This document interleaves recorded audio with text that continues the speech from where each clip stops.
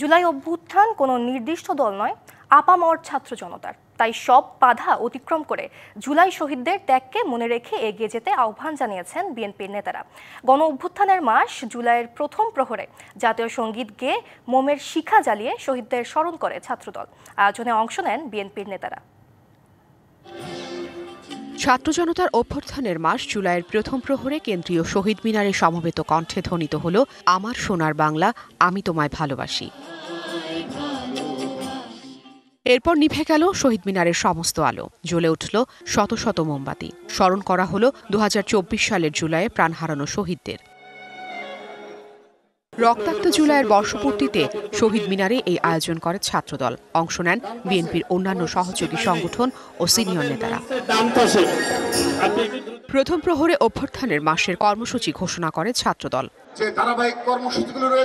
জুলাই আন্দোলন একদিনে শুরু হয়নি জানিয়ে দলের সিনিয়র নেতারা জানান, এই অভ্যুত্থান কোনো সুনির্দিষ্ট দলের নয়, আপামর ছাত্র জনতার।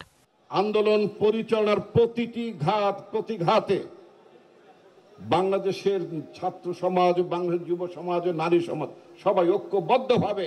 রান্নায় আমার ভালোবাসা Jamuna gas stove. Jamuna gas stove, আধুনিক, নিরাপদ ও দীর্ঘস্থায়ী। বাংলাদেশে একটি ফ্যাসিবাদী শাসন ব্যবস্থার বিলোপ ঘটিয়েছে। জুলাই আগস্টের আন্দোলন একদিনের নয়, হাজার হাজার ছাত্র জনতার রক্তের বিনিময়ে আমরা আজকে ফ্যাসিস্ট খুনি হাসিনা মুক্ত বাংলাদেশ পেয়েছি। শহীদদের আত্মত্যাগকে মনে রেখে সামনের দিকে এগিয়ে যাওয়ার তাগিদ দেন রুহুল কবির রিজভী। সেই সমস্ত শহীদদেরকে তাদের আত্মদান এবং তাদের দেখানো পথ, যে তারা জীবন দিয়েছে, সেইটা আমাদের এখন বাস্তবায়ন করতে হবে। সত্যিকার অর্থেই আমরা একটি স্বাধীন গণতন্ত্র এবং গণতন্ত্রের মূল্যবোধ প্রতিষ্ঠা করব।